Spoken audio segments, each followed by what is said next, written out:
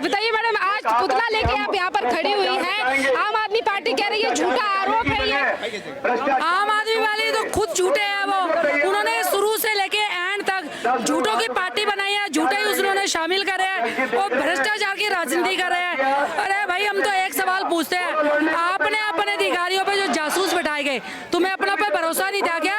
इतने करोड़ तुमने जासूसों पे खर्च करे, तुम जनता को देते थे ना, जनता का भी भला होता। तो मनीष सिसोदिया और केजरीवाल को मैं तो यही कहूँगी, मनीष सिसोदिया को इस्तीफा देना चाहिए और उसको गिरफ्तार करना चाहिए। अभी तो हमने यहाँ पे प्रदर्शन पे आया, अगर मनीष सिसोदिया नहीं इस्तीफा देगा तो उसके घर में घुस के जूतों की माला पहना के और उसके मुंह पे मार के उसको घसीट के लाएंगे और इस्तीफा लेके रहेंगे, क्योंकि भ्रष्टाचार की राजनीति अब नहीं चलेगी, नहीं चलेगी। पार्टी आगे बढ़ रही है, हमारी पार्टी आगे बढ़ रही है, इसीलिए झूठे आरोप लगे। गुंडों की पार्टी आगे नहीं बढ़ी, उनको डर है, क्योंकि उनके एक के बाद एक पोल पट्टी खुल रही है। शराब घोटाले में उनकी खुली, पिछले बार खुली, अब की बार फिर खुल गई।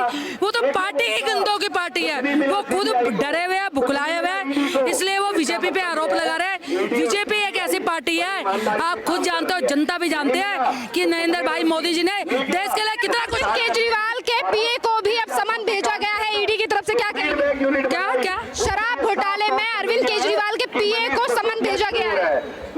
अरे मैं तो ये कहती हूँ, इनका पीए हो चाहे केजरीवाल हो चाहे इनके कोई भी हो, इनके सारे एक ही मेरा वर्ड है कि ये भ्रष्टाचार की राजनीति है, गंदी सोच की राजनीति है, भारत को तोड़ने की राजनीति करते हैं ये लोग। तो इन सबको को गिरफ्तार करना चाहिए, इनको इस्तीफा देना चाहिए। आज हम ये पुतला बना के लाए हैं, अगर इन्होंने इस्तीफा नहीं दिया तो हर गली में, हर घर मकान के सामने पुतला बनकर उनका दहन करेंगे और मनीष सिसोदिया इस्तीफा लेके रहेंगे। शराब घोटाले को लेकर भी बड़े खुलासे हो रहे हैं। वो तो हो ही रहा शुरू से लेके अभी तो और होंगे, मगर आज सिर्फ मनीष सिसोदिया के ऊपर है। शराब घोटाले के लिए भी हम बाद में करेंगे, आज सिर्फ मनीष सिसोदिया से हम इस्तीफा मांग रहे हैं। इनको गिरफ्तारी के लिए आज ये प्रदर्शन लगा गया है, तो मेरी यही रिक्वेस्ट है, आप जनता जाग उठ रही है, इसको गिरफ्तार करना होगा और इस्तीफा इसको देना होगा। जिस प्रदर्शन को लेकर भारतीय जनता पार्टी प्रदर्शन कर रही है, मनीष सिसोदिया और संजय सिंह का कहना है कि ये जो एमएचए की तरफ से कल ऑर्डर दिए गए हैं वो गलत है, आरोप फेक लगाए जा रहे हैं। देखिए, आपने कोई आज तक ऐसा चोर सुना है जिसको पुलिस सही लगी हो? यानी जो आदमी घपला करेगा उसको घपले में पकड़े जाने का डर भी होगा और वो उसको पकड़े जाने के डिसीजन को गलत ही ठहराएगा, इसमें कोई हैरानी की बात नहीं है। मनीष सिसोदिया जी इतनी सारी चीजों में लिप्त पाए जा रहे हैं, चाहे वो शिक्षा घोटाला हो, चाहे वो शराब घोटाला हो, चाहे अब ये जासूसी कांड हो। आप खुद सोच के देखिएगा कि जो सरकार बहुमत के साथ 2015 में आती है, थंपिंग मेजॉरिटी के साथ, वो आते ही एक फीडबैक यूनिट शुरू करती है।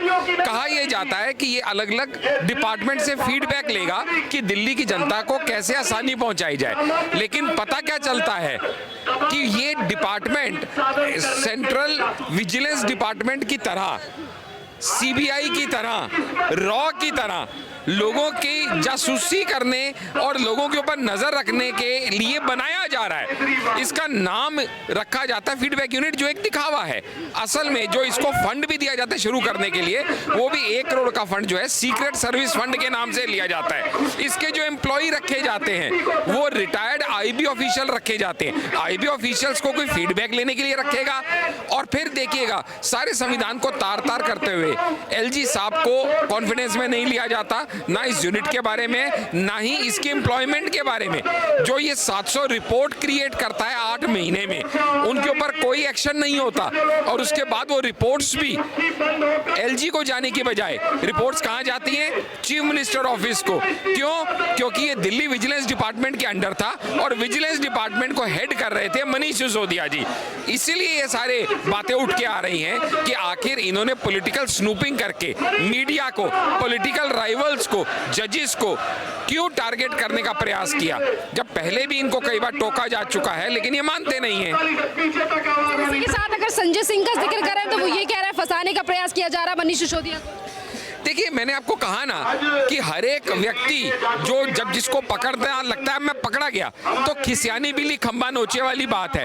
अब उन्हें कुछ ना कुछ कह के विक्टिम कार्ड खेलना आता है और वो शुरू से विक्टिम कार्ड खेल के ही ये करते आए हैं। पहले ही अनाउंस कर देते हैं अब मेरे इस मिनिस्टर को पकड़ा जाएगा। अरे बाबा तुमको बताया है क्या सीबीआई ने कि आप इस मिनिस्टर को पकड़ने वाले हैं? लेकिन चाहे वो हमारे पहले अभी वीके सक्सेना हो, अनिल वाजपेयी हो, कोई भी एलजी हो जिनके पास पहले भी इनके अगेंस्ट कंप्लेंट्स गई थी, शगरुलू कमेटी का भी कॉन्स्टिट्यूशन किया गया था, 7 मेंबर टीम रखी गई थी और अब भी प्रॉपर इन्वेस्टिगेशन के लिए मिनिस्ट्री ऑफ होम अफेयर्स से परमिशन लेने के बाद ही एलजी साहब ने। ईमानदार बताने वाली सरकार का एक एमएलए अमित रतन जो है वो गिरफ्तार हुआ है पंजाब में, इस पर क्या? फिर वही बात कि हाथी के दांत खाने के और दिखाने के, और ये जो अलग किस्म की राजनीति करने के उद्देश्य से आए थे, इनकी अलग किस्म की राजनीति तो सब देख रहे हैं कि जब ये पंजाब में इनकी सरकार नहीं होती तो ये पंजाब को दोषी ठहरा देते हैं, पराली को दोषी ठहरा देते हैं पोल्यूशन के लिए, और जैसे ही पंजाब में इनकी सरकार आती है अब ये कहते हैं पंजाब से प्रदूषण नहीं हो रहा, पराली से नहीं हो रहा। अब तो जो गरीब आदमी सड़क के कोने बैठ के 2 लकड़ी जला के आग जला के सर्दी भगाने का प्रयास कर रहा है, उससे पोल्यूशन हो रहा है। यानी ये किस तरह से पैंतरे बदलते हैं ये तो बार बार देख। रिश्वत का मामला है, पंजाब वाला रिश्वत का मामला। किस चीज का विषय? रिश्वत के मामले में गिरफ्तार किया गया इनके में। हाँ, रिश्वत के मामले में तो गिरफ्तार किया जाना इनका जायज है, क्योंकि चाहे वो पंजाब में आप देखेंगे जब टिकट मामला भी हुआ था, राघव चड्ढा जी का नाम उछल के सामने आया था, उस टाइम से लेके आज तक जहां जहां पे घोटाले हुए हैं इनके लोग घोटालों में लिप्त पाए गए हैं। इसीलिए तो आज भी देखिएगा ना दिल्ली में हेल्थ मिनिस्टर हो, एजुकेशन मिनिस्टर हो, सब जेल की तरफ भाग रहे हैं। होड़ लगी हुई है कि पहले जेल कौन जाएगा। बस देखने की बात यह है कि कितनों का नंबर कितनी जल्दी आएगा। बाकी धीरे धीरे अली बाबा और 40 चोर वाली कहानी ये धीरे धीरे सभी जाएंगे। धन्यवाद आप लोगों का। और भी लोगों से बात करते हैं कि आज जिस मामले को लेकर प्रोटेस्ट किया जा रहा है उनसे बात करते हैं। होना चाहिए, लगना चाहिए कि आपको सर क्या मांगे हैं आज आपकी, क्या मांगे हैं आज बीजेपी क्या बना दिया है? और ये वो मनीष सिसोदिया, अरविंद केजरीवाल है। एक तरफ अरविंद केजरीवाल की पार्टी को लेकर बड़े बड़े खुलासे हो रहे हैं। अरविंद केजरीवाल 24 की तैयारी कर रहे हैं। नहीं, वो है मुंगेरी लाल के हसीन सपने।